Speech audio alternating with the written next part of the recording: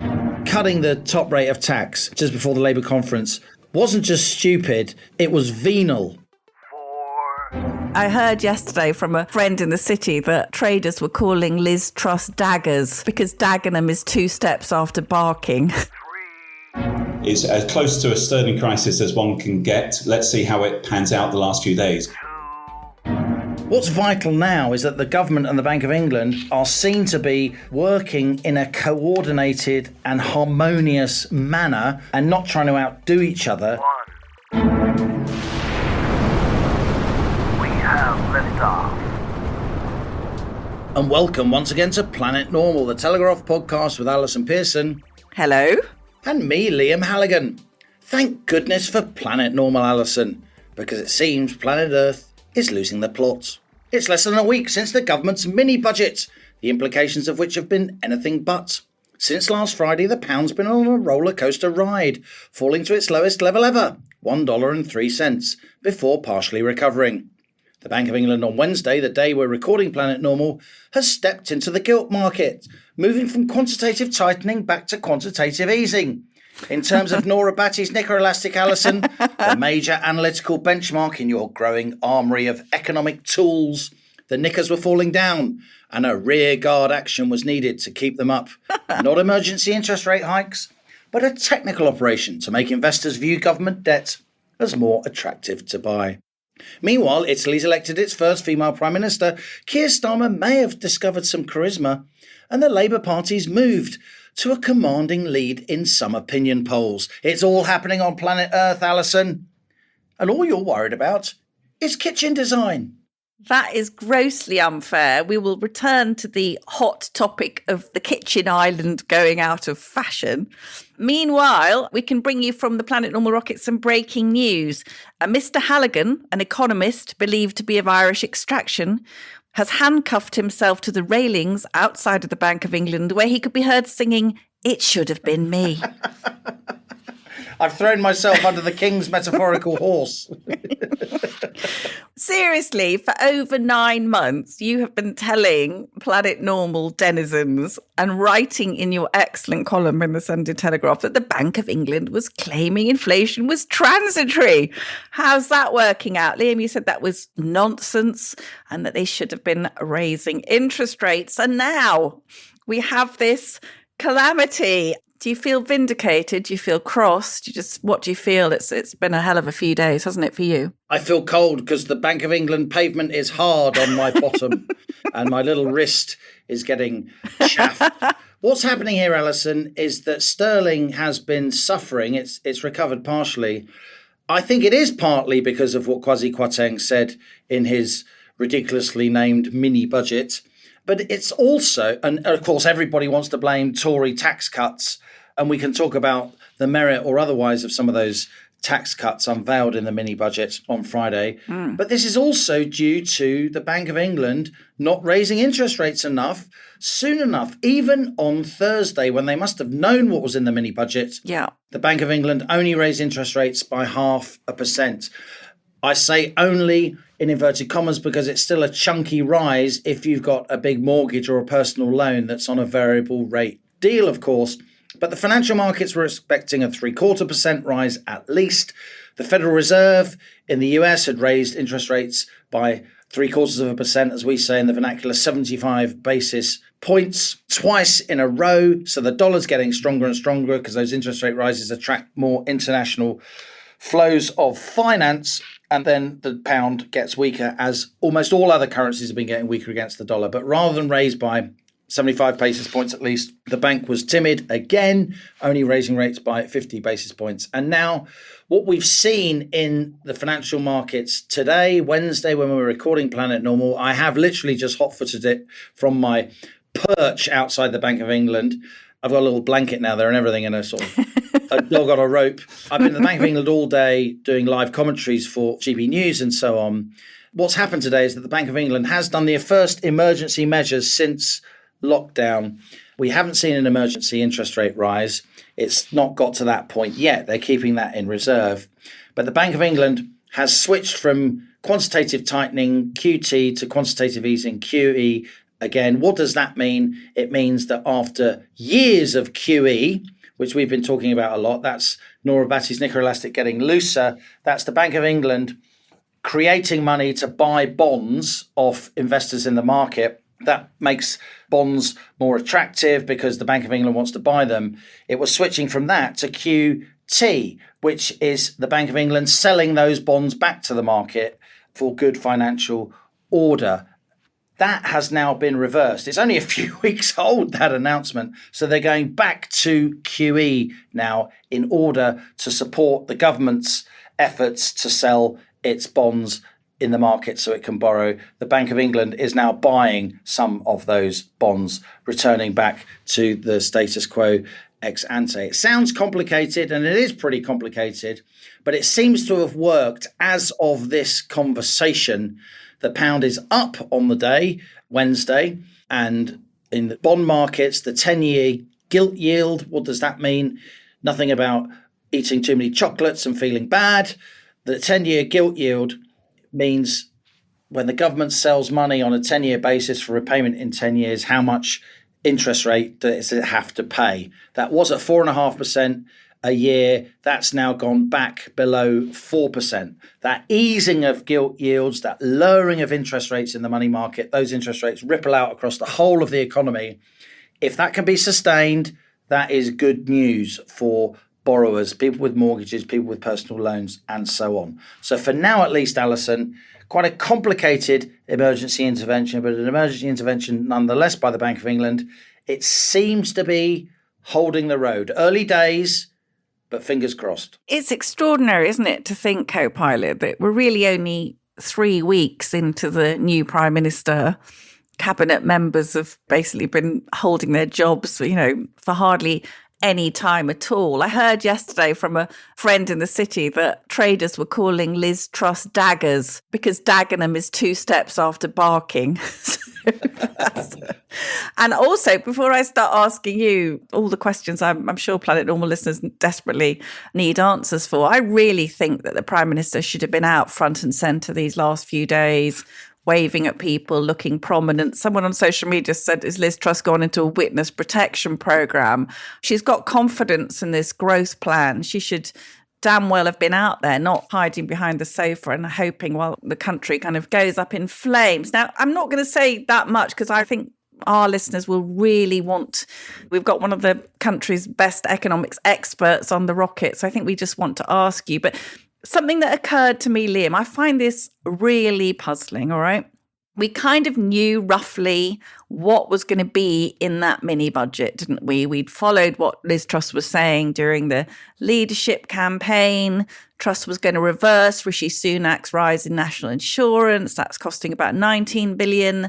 Going to reverse Sunak's rise in corporation tax. That's another 19 billion. Cutting the basic rate of income tax to 19%. That's 5 billion. Something, by the way, with which the Labour Party would agree. And of course, we had this huge energy price cap, 31 billion for households, 29 billion for businesses. No one was going to argue with that because obviously we had to sort of see off the disaster of these terrible energy bills. So really the only surprise, as far as I can tell, in Kwasi Kwarteng's plan for growth announced on Friday was abolishing the higher rate of income tax from 45p to 40p, which was going to cost a mere 2 billion quid. Now, as a non-economist, I would say, as an inhabitant of Planet Normal, I would say that cutting the higher rate of tax, a tax paid by the 5 richest percent of people in the country about 48 hours before the start of a Labour Party conference, was an act of political dumbfounding stupidity. Are we allowed to coin the phrase kamikaze, co-pilot? I mean, what the hell were they thinking? So I guess what I'm asking you, just to sort of try and simplify that, what is it that spooked them about something that the markets should surely have known was coming? Well, what got the markets excited was what got Compo excited in Last of the Summer Wine. It was Nora Batty's knicker elastic. Yeah. There's a lot in what you say, Allison, that I agree with, but a couple of little tweaks here and there. You're right. Financial markets knew that Liz Truss was going to reverse corporation tax. They knew that she was going to reverse that 1.25% rise in national insurance. And she campaigned on that for months. And that was priced into financial markets. What the markets didn't know about for sure was the cut in the basic rate of income tax coming in next year. And they certainly didn't know about the cut in the top rate of tax, which, as you say, you only lose about £2 billion from that. And actually, if the cut in the top rate of tax leads to incentive effects where people work harder or spend less time, sheltering their money in legal tax avoidance schemes, then you can actually make money out of that tax cut. The other taxes, you had the reversal of IR35, the freelance contracting laws, that's about 2 billion. The 45p additional income tax rate cut was about 2 billion. Increasing the stamp duty threshold is about 1.5 or 2 billion. Keeping the annual investment allowance at £1 million, that cost about 1.3 billion. So it's about 7 or 8 billion pounds of extra tax cuts, which is not huge in the grand scheme of things. Certainly not enough to set off a currency crisis. So why is this happening? I think one of the reasons it is happening, everybody wants to pin it on Tory tax cuts. And I would say cutting the top rate of tax just before the Labour conference wasn't just stupid, it was venal. Yeah. It was ridiculous. It was indulgent. If you're going to do that sort of thing, do it at a time when the country's feeling flush, not when we're about to go into a serious cost of living crisis, an intensification of that cost of living crisis as the nights are drawing in and people are literally frightened in many cases. A lot of not particularly well off, not particularly poor, but middle income, middle of the road voters are concerned deeply still about their energy bills. You're right, that £2,500 cap, that will cost a lot of money, but nobody could complain about that because, of course, that is preventing mass non-payment of bills. Poverty. Yes, civil unrest. Destitution. So I think it was largely because, and I'll get absolutely hammered for saying this, I think the Bank of England should have been raising rates for a lot longer and a lot faster. And I think they should have done a bold 75 basis point interest rate rise on Thursday. So I think it's a combination of things. And also I'd say this, Allison, the most important variable in terms of the finances of the British economy over the next 6 to 12 months, it isn't tax levels. It isn't whether or not you cut this tax or that tax. It's the price of wholesale gas. The price of wholesale gas is what really counts because the price of wholesale gas would determine whether or not that energy price cap costs us 40 billion, 60 billion, or 160 billion, or even 260 billion. That is the key variable. But Liam, that's coming down, isn't it? And it has been coming down. So it's down the best part of 50% over the last 4 weeks, as we've been pointing out on Planet Normal. So I think a lot of this is an enormous overreaction by the markets. I think there are a lot of people who are getting together, knowing that the government is unpopular, knowing that the whole commentariat will just lay into them because they're hated. It's no wonder they're hated by a lot of the country if they're doing things like cutting the top rate of tax at a time like this, just for the bants, if you like, as the kids say. Yeah. So it strikes me that this is about sentiment and presentation, and also about the Bank of England being still, even on Thursday before the mini budget, when they must have known what was in the mini budget, way behind the curve, not really understanding financial markets. Now, should the government have put the Bank of England in that position where they should obviously have done a 75 basis point rise to protect the currency to a degree? Because, of course, if the currency falls sharply, we import lots of inflation. No, the government shouldn't have done that. But the Bank of England shouldn't be in the position it's in either.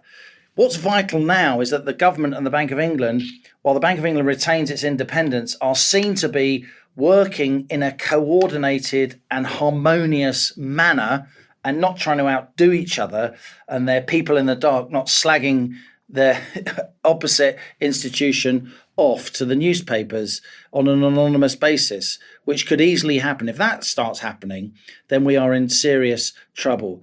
But for today, at least, as of Wednesday evening, when we're recording Planet Normal, we're deliberately recording it late, aren't we? We are. Because of the turmoil on financial markets. As of now, it looks as if, early days, but it looks as if that Bank of England intervention, tweaking the gilts market, has held the road. We also saw, didn't we? We saw the IMF butting in, issuing what sounded very like a veiled threat. The IMF said, we don't recommend large untargeted fiscal measures at this point, and then went on to say pointedly that the Truss measures would increase inequality. Not a dicky bird out of them when Rishi was wasting £400 billion on furlough. But with my best Velma hat on, in tribute to my co-pilot, I went to have a look at this. So the IMF is ticking us off. Liam, the UK has the second lowest, I don't know why I'm telling you this, you know this, but the UK's got the second lowest ratio of public debt to GDP in the G7 countries. I'm nodding obediently and looking as if I'm learning something. Really? Wow. Occasionally I like to sort of, you said to me last week that I was coming on. You are coming on. You turn into the Frankenstein economist. I've created a Franken economist where you berate me about things that I've told you are true. I know. Don't you understand, Liam? Don't you realise? You know me, because I find them out for the first time. I'm absolutely outraged. So there's us with our debt to GDP of 88%, lower than Canada, 102%, France, 113%, the United States, 126%, Italy, 151%, and Japan, 262%. So, Liam Halligan, why are the United Kingdom called up to the front of the class to get the ruler off the IMF? What's going on? Are we being made an example of? I mean, is it political? I mean, they all hate us because of Brexit. Do you think there's a shadow of Brexit in all of this? I think for quite a few years, the kind of international jet-setting policy-making class has had a downer on the UK. I also think they're the kind of people who get really sick and tired of years and years and years of Conservative government because the Conservatives aren't generally their people. Joe Biden is very much from the opposite side of the political tracks to Liz Truss. They couldn't really be more different. He's a sort of aging Democrat and she's a young, thrusting, red in tooth and claw Conservative. So they're not going to do each other any favours. But I think it's about more than that. It's not just about the level of debt that you're financing. What you told me there, which is interesting, the markets have known that for months. What's important is the rate of change of borrowing, the volume of new borrowing, and a judgment about whether or not the market will swallow your new borrowing, and if so, at what rate of interest. And there is clearly something going on that the market thinks that sterling borrowing is not a good deal at the moment to buy that sovereign debt. Now, it was partly because the Bank of England was also flooding the market with new gilts, as the government's debt management office was flooding the market with new gilts. It's also because sterling is weak, so people are taking a currency hit when they lend in sterling. But these sentiments can very, very quickly reverse. If sterling is down and there's a sense, it's been oversold, it could go up, then suddenly those gilts get really attractive. Because if you buy the gilt, then you get the currency upside as well as the currency recovers. So I think a lot of this is about financial markets seeing how far they can push the Bank of England. This is just as it was when we were trying to stay in the exchange rate mechanism in the early 90s at a rate that was unsustainably high. Now, there isn't a fixed exchange rate now. We can't fall out of the ERM the way we did back then because the currency is by definition flexible. We aren't in a fixed exchange rate system anymore. Having said that, I think if we approach parity again, $1 equals £1, that doesn't really matter in the grand scheme of things. The currency is there as a valve, right? And if the currency gets lower, your exports get more competitive, you earn more or, on your external balances, the so-called balance of payments when you trade with the rest of the world. But the virility symbol of £1 going below $1 could be so painful for the government, they might try and force the Bank of England to defend that line in the sand, if you like. And if they try and do that, that would be a disaster. But it may be that currency traders in a coordinated way are trying to push the government into that kind of a corner. I was just going to say that Margaret Thatcher, I think, famously said that if sterling did hit parity with the dollar, she called that the point of no return. Something else I wanted to ask you is during the leadership campaign, Rishi Sunak warned that Liz Truss's plans for tax cuts at this kind of point really were dangerous. And we're now obviously having a lot of Sunak supporters, Remainers, saying that he's been vindicated. But the thing that strikes me, Liam, about this thing they call the Truss gamble, this plan for growth, is what's the alternative? We are heading for a very serious recession. What's it going to be? Higher taxes, collapsing public services. We all know the state of the health service. We've got a tinier and tinier cake with, thinner and thinner slices being given, stagnant productivity.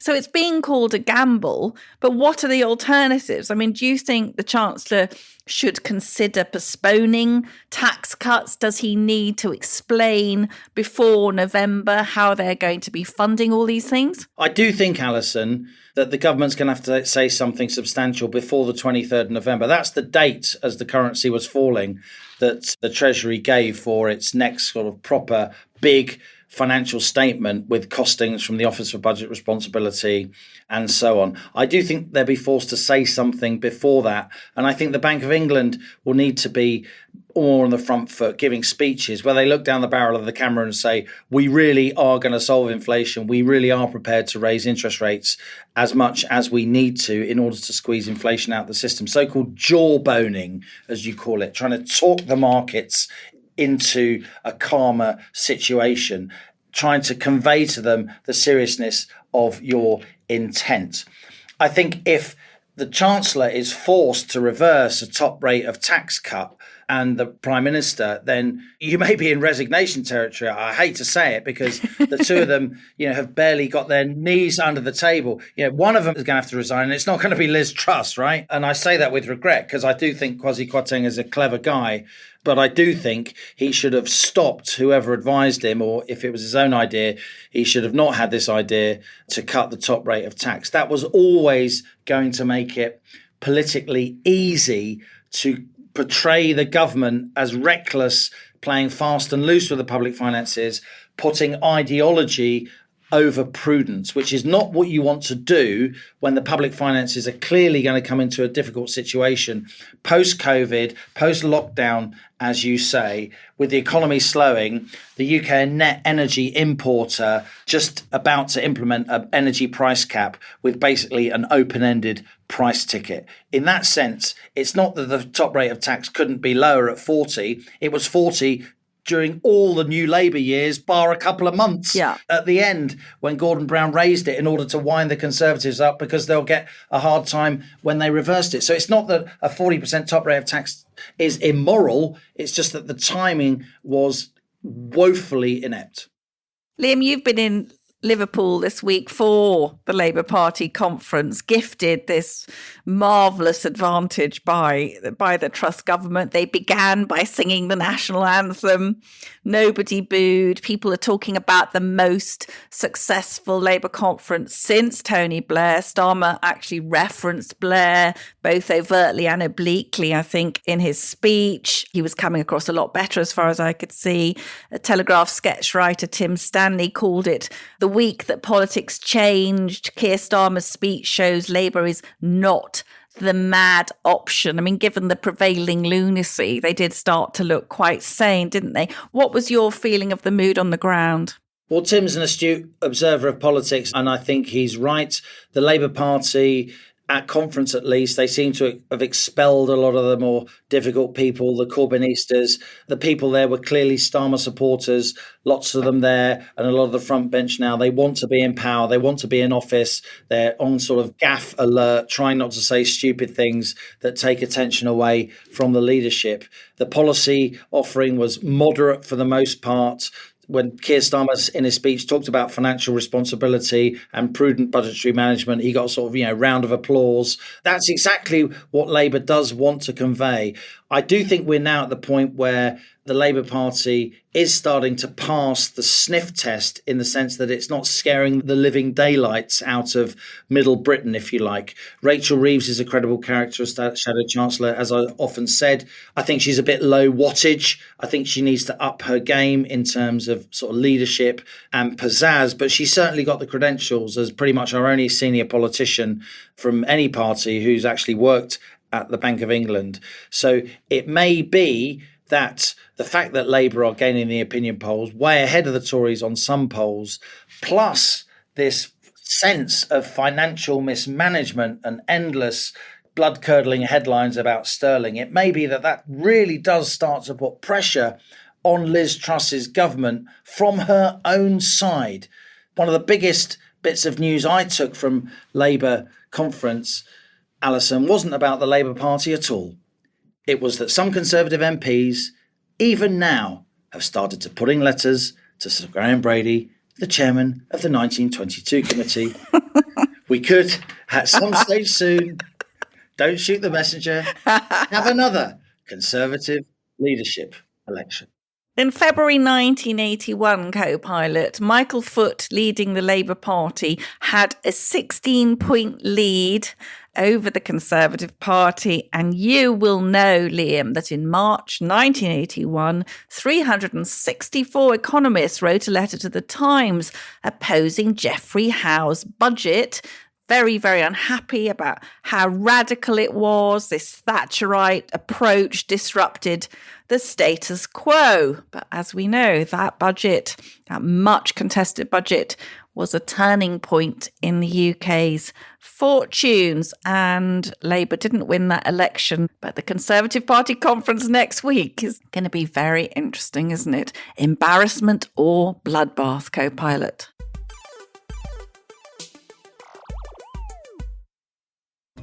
Hello, I'm Christopher Hope, but my pals call me Chopper, and you can too.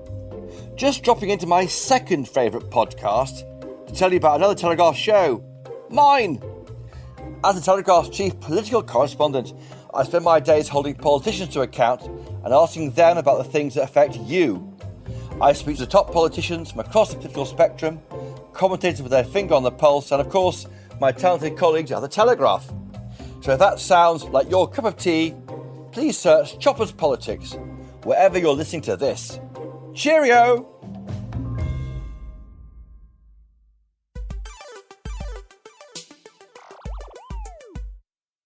Clambering aboard the rocket this week, it's one of the UK's leading economists, Dr Gerard Lyons.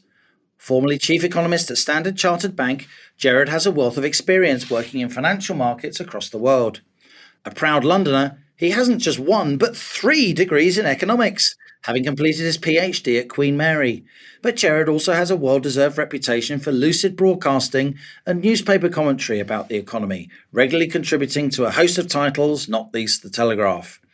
A former candidate to be Governor of the Bank of England, Gerard Lyons is currently Chief Economic Strategist at NetWealth, among other posts. He was also, Allison, Chief Economic Advisor to Boris Johnson when the former Prime Minister was Mayor of London, and he helped to advise Liz Truss during her leadership campaign. That rarest of beasts, a dismal scientist who writes and speaks clearly, I started by asking Gerard Lyons if we really are in the midst of a sterling crisis. Well, it's not yet a sterling crisis. We've had a sterling crisis in the past when we've tried to defend an artificial band or artificial peg, such as 1992. This is close to a sterling crisis, but the important thing is that the currency has the ability to be flexible, but it's not far away from it. But what we've seen in the last few days is more than sterling. It's across the whole plethora of UK markets.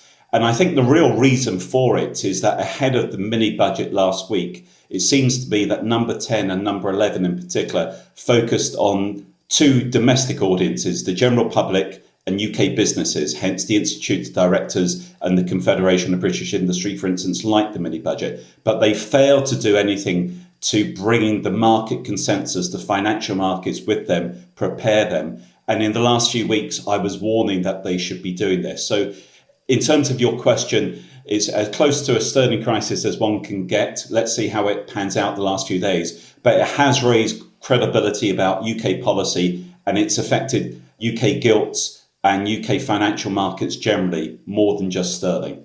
Do you think the markets are being rational? Of course, they're often irrational. There's a lot of hyperbole, a lot of fear and greed, as we say.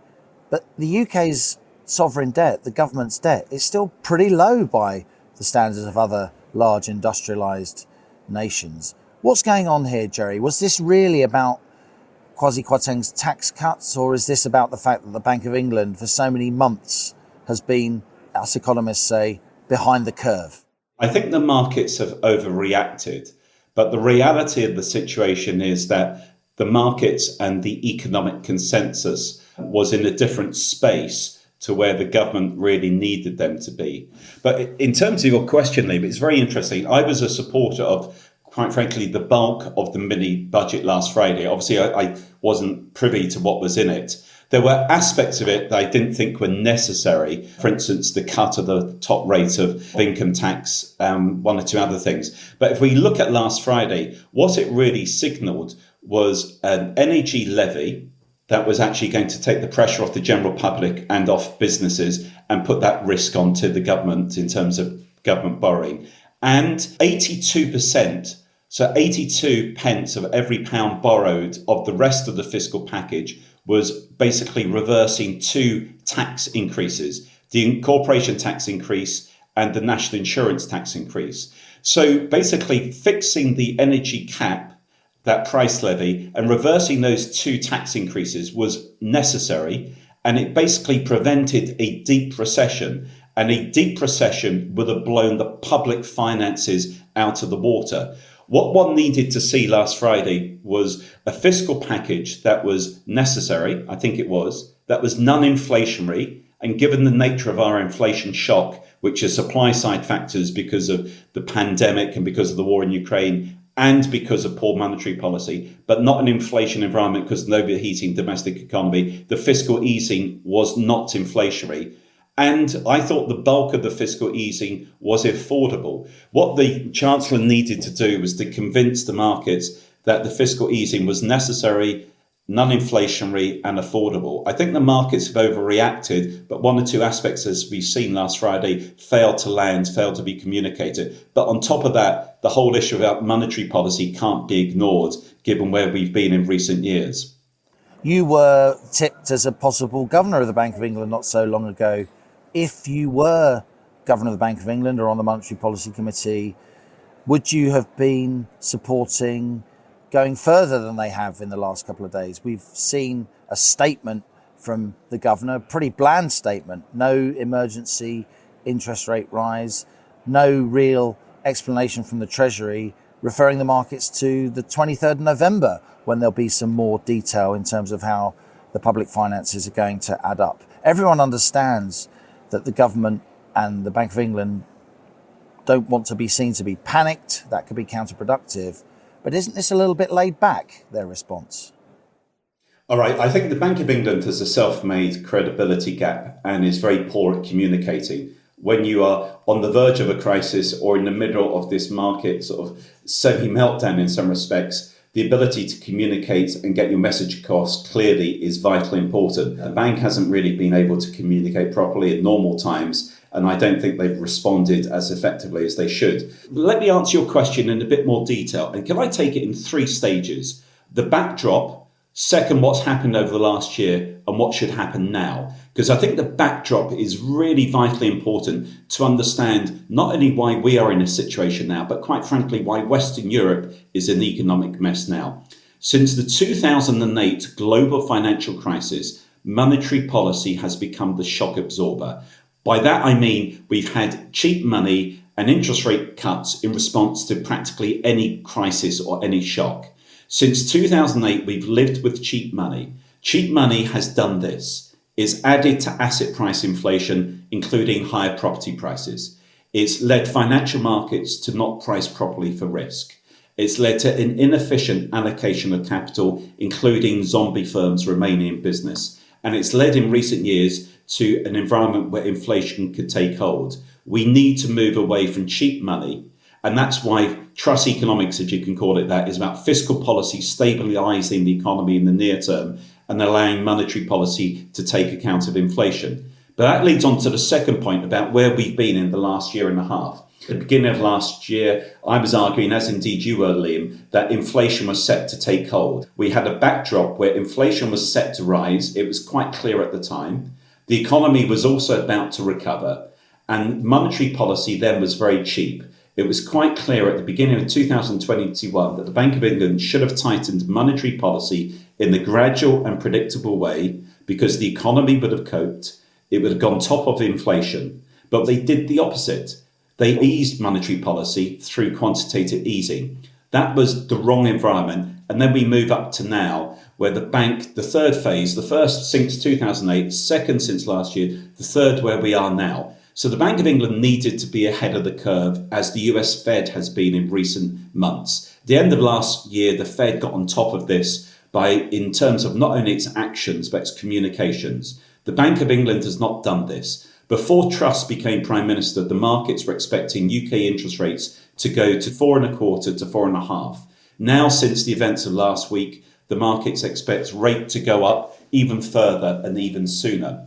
We now are in this difficult situation where in recent weeks, the markets knew that if rates didn't go up, sterling was vulnerable. This was even before the mini budget. But they also knew that if rates did go up, the economy would take a hit. So basically, the speed, the scale, and the sequencing of monetary policy tightening needs to be sensitive to both the economy's performance and now, particularly since last Friday, to the mood of the market. That means that the Bank of England does need to get ahead of the curve, but they mustn't aggressively keep tightening policy and go on autopilot, because it's not just markets, it's the economy that's sensitive. What I would like the bank to do is reverse the quantitative tightening they announced last Thursday. Even though I was against last year's quantitative easing, every policy needs to be judged in the context of the time. So their market intelligence seems to be really lacking, to be quite frank. Jerry, you talk about a self-made credibility gap that the Bank of England's created. I think you're being a bit too diplomatic. You and I know that for 9 months, the Bank of England was insisting inflation was transitory when clearly it wasn't. Several times the Bank of England has had the chance to move in a determined fashion on interest rates, and it always seems to have lacked the courage to do so. I would say last week's decision to not raise by 75 basis points was unforgivable. You had people on the Monetary Policy Committee arguing for a 25 and voting for a 25 basis points rise, which is, I would say, economically illiterate. All right, there's a whole host of issues here. Managing market expectations is critical. As the Fed shows you can do it well, the bank shows you can't always do it well. At the beginning of last year, I argued, which P was it? Would inflation pass through quickly, persist, or become permanent? At that time, I didn't think the pickup of inflation would be permanent, because post this crisis, we would still see global competitive pressures. But I did think that the pickup in inflation we saw at the beginning of last year would persist, and therefore monetary policy tightening was necessary at the beginning of last year. Now, the Bank of England, whose sole job it is to control inflation, arrogantly at that time thought it would pass through and pass through quickly. So they've been proved wrong. But if I could bring us to the broader debate, Liam, what we're seeing in terms of Truss' approach to economics, and I do think that they mishandled the communication over the mini budget, and also I thought in the mini budget that they needn't have gone ahead with some of those tax changes outside of a major budget announcement, just so that you'd need the backdrop to convince the markets that the fiscal numbers add up. Unfortunately, the medium-term fiscal plan should have been there last week if there was no OBR statement last week. But in terms of fiscal policy, it's about using fiscal policy to stabilise the economy at the moment. The UK economy currently, like much of Western Europe actually, faces a twin challenge: higher inflation and weaker domestic demand. That's why it's possible to have fiscal easing to address the weaker domestic demand without exacerbating those inflation worries. I would say that tax cuts or fiscal easing more generally does not need to be the opposite end of the same seesaw to interest rates going up. And that's because of the nature of the inflation shock. The nature of the inflation shock has been, as I say, both supply side factors and inappropriate monetary policy. So coming back to monetary policy, eventually we need to get back to emergency levels being replaced by normal levels of interest rates. But the path that the bank chooses to take now has to be very sensitive to both the markets as well as the economy's performance. But coming back to your question, yeah, they've been in the wrong space for too long. And the challenge is that when you're in the wrong space for too long and when you lack credibility, you might not always get the path right in terms of getting back to credibility. It's a difficult situation. There's an awful lot in that answer, Jerry. And, you know, we're two professional economists talking, and for a lot of people across the country trying to follow this, it is very complex. I would summarize, if I may, what you've said in the following way. I would say that we were in a world after the financial crisis where monetary policy was very, very loose with all that quantitative easing and ultra low interest rates, and fiscal policy was tighter because then the priority was growth. Now the priority is really bearing down on inflation. That's switching round. We're going from loose money, tight fiscal policy, to tighter money, raising interest rates, and to looser fiscal policy with tax cuts and a bit more spending. Making that policy mix switch was always going to be a very turbulent and dangerous time, but that's roughly where we are. And I think we're both saying that in the round, that is the switch that needs to happen. I would actually say it's all within the context of a pro-growth economic strategy. The only way the UK can actually manage people's expectations with first-class funded public services and tax rates that remain relatively low is to have economic growth. But there needs to be three pillars to a successful economic policy, and whether this government succeeds or not depends on those three pillars really being firmly entrenched. You could actually say three arrows, and they need to get three bullseyes. One arrow is monetary policy must be credible and must keep inflation in check. The second arrow is fiscal policy must be credible, stabilising the economy now, but in time, fiscal discipline, keeping public spending under control and allowing taxes to remain low. And the third arrow, vitally important, is supply side. All the I's. Investment, not just in plant, but in people. Innovation, particularly from our universities. More infrastructure spending, changing Solvency II to allow UK insurance companies and others to invest in our infrastructure. And incentives of low taxation and smart regulation. And then you get the other I right, you get inequality being brought under control. But all of that is within a pro-growth strategy. As we've seen in last week, you need monetary policy to play its part, and you need fiscal policy to play its part, but you need also to take the markets with you and explain it. But the bulk of the statement was on the right path. Now it has created a sort of gap in terms of where policy currently is and where the expectations are. And that makes it doubly difficult. But the pro-growth strategy has to have those three key foundations that I've mentioned. Jerry, just in the last couple of minutes, let's talk about the mortgage market. It does seem to me pretty alarming that we've got a lot of people on fixed rate mortgages now that are going to come up for renewal over the next year or so. They might have fixed when the base rate was 0.25%, 0.5%, 1%. They're now going to be fixing when the base rate could be, 4-5% plus. That is a punishing change, isn't it? Is this going to feel like a kind of post-1992 situation when the Tories lose their reputation for economic credibility? Well, post-92, most people forget that interest rates came down sharply and the economy rebounded. What they remember is the sort of emergency announcements on the day of higher rates. It's quite interesting. Effectively, the economy is very sensitive to interest rate moves because we've become used to cheap money. Just to clarify, I think that eventually we need to get back to credible monetary policy with higher levels of rates. I don't think we should be on autopilot to raise rates aggressively, sharply, immediately. We need to tread very carefully. And as I say, the speed, the scale and the sequencing of monetary policy tightening needs to be sensitive to all the people you're mentioning in terms of the mortgage market, the economy more generally. There's little doubt that the direction of travel of interest rates is going to be up. That's why people need to be mindful of that. The property market is normally vulnerable if interest rates go higher or if the unemployment rate goes higher. Thankfully, the economy still has a pretty strong labour market with low unemployment, but it's the interest rate level that's going up.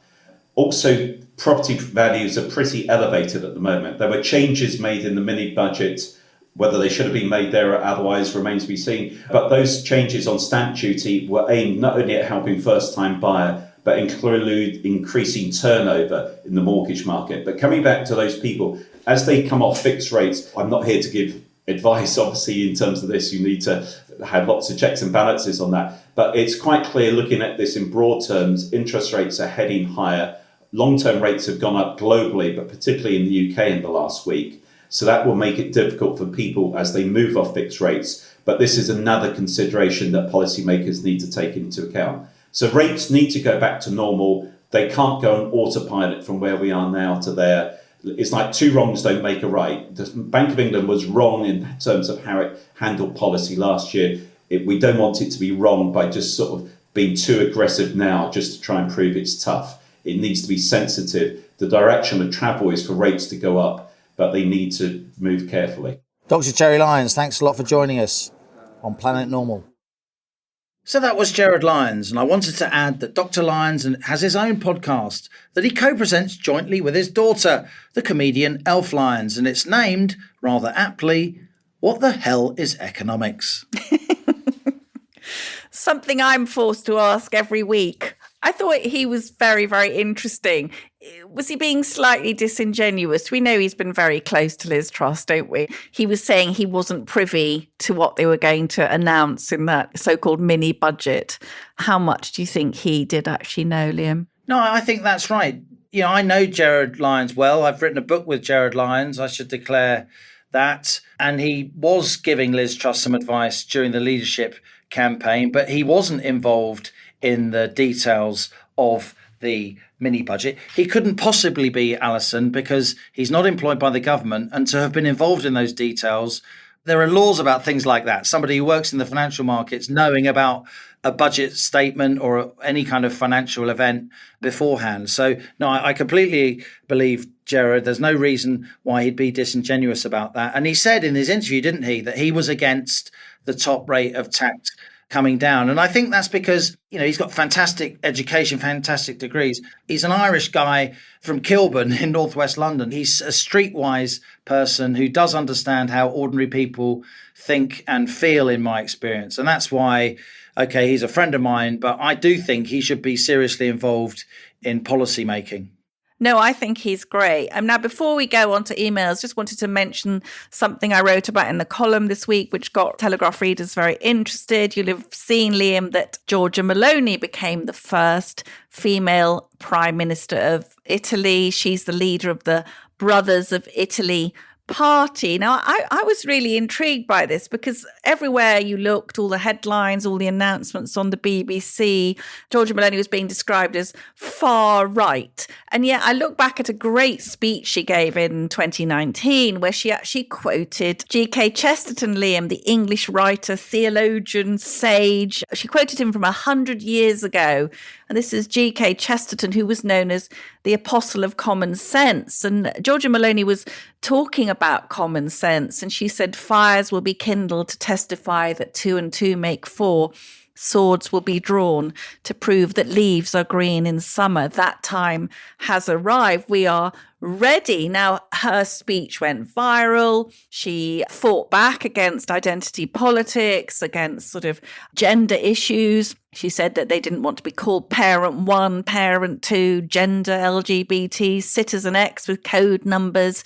And she said, we are not code numbers. We will defend our identity. I am Georgia. I am a woman. I am a mother. I am Italian. I am Christian. And the thing that struck me, Liam, was that obviously we have to take seriously this idea that her party has been tainted in the past with fascism. But it seemed to me that she represents mainstream conservative values. And I was kind of interested in the way that far right, what are actually mainstream centre-right values, have been rebranded as far right and fascism. And I'm often called, fascist, me, fascist on social media. But I think it's very interesting. And I think that she is fighting back against this stifling orthodoxy that says that people who have mainstream traditional values of the centre right are going to be called fascist. And just to finish off that G.K. Chesterton quote, we shall be left defending the incredible virtues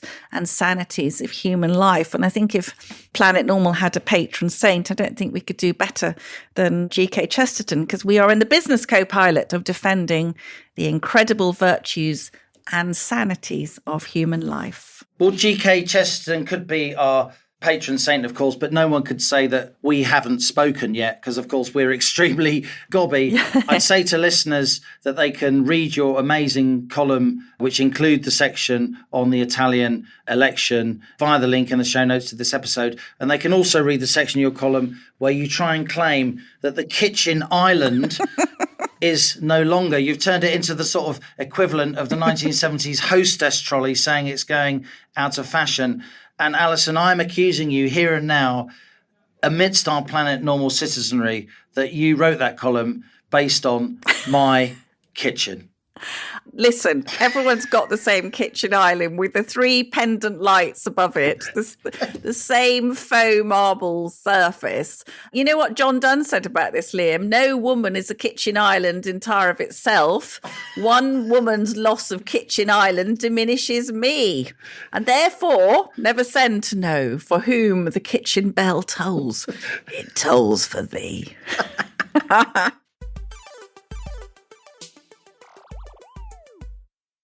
Now on to our fantastic listener emails. We've got a particularly great crop this week. Christopher says, thank you for your generous words regarding the Army and Grenadier Guards.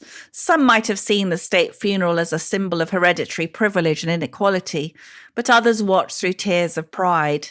Pride that 8 normal young men were, briefly, the face of the nation. Pride that those at the most junior levels of an organisation could be trusted to take the late monarch on her final journey.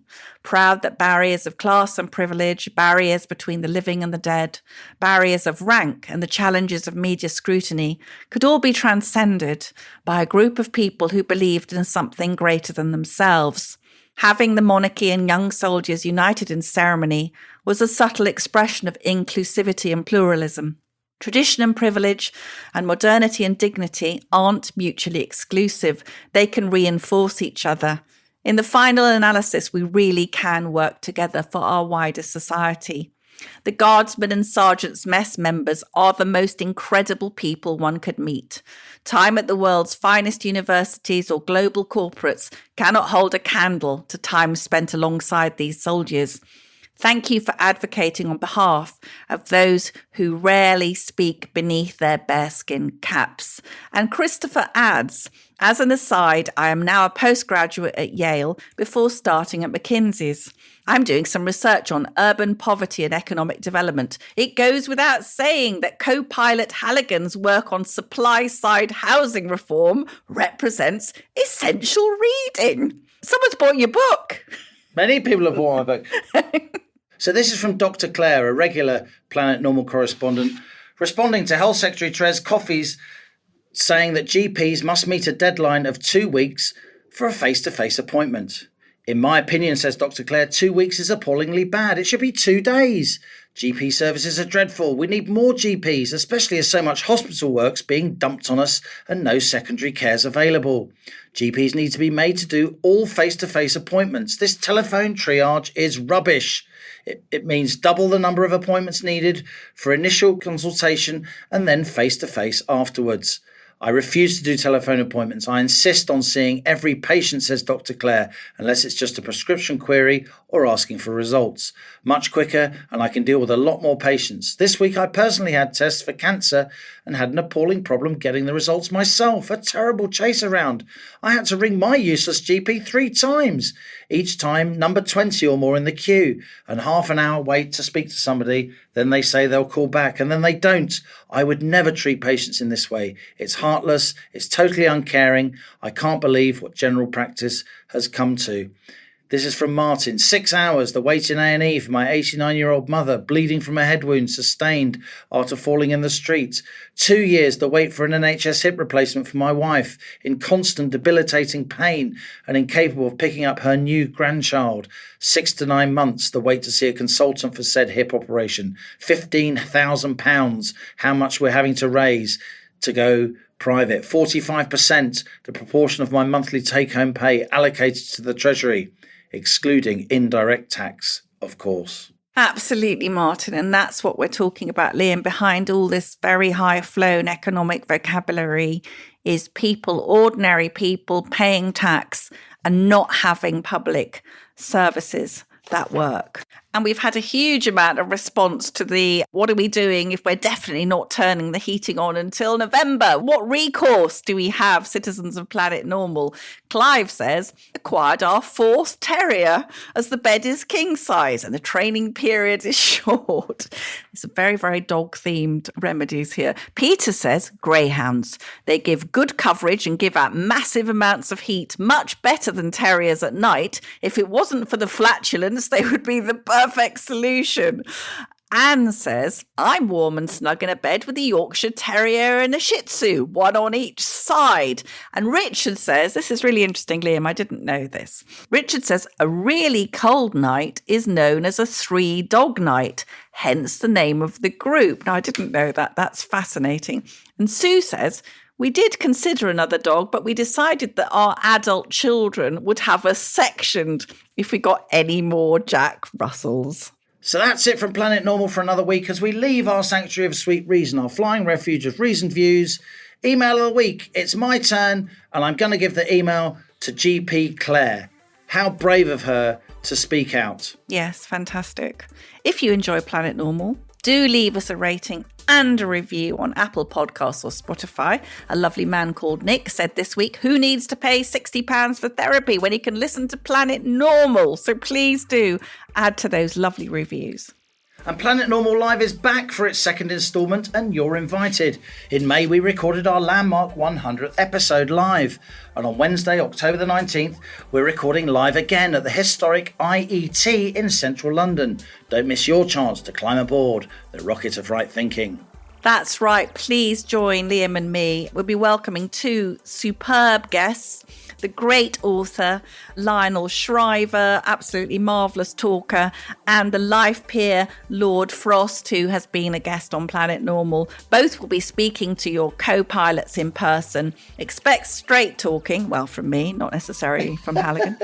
Glass of warm white wine, bit of Planet Normal humour, and you'll have the chance to ask Halligan and me during our question and answer session. Tickets are £30 for Telegraph subscribers, and we'll put the link to where you can buy those tickets in the show notes to this episode. And as we speed away from our beloved Planet Normal and the madness of Planet Earth comes back into view, thanks as ever to our producers, Isabel Pujard, Elliot Lampitt, for it is he, and our editor, No Hitch with Zoe Hitch. Stay safe, in touch with us and with each other. Until next week, it's goodbye from me.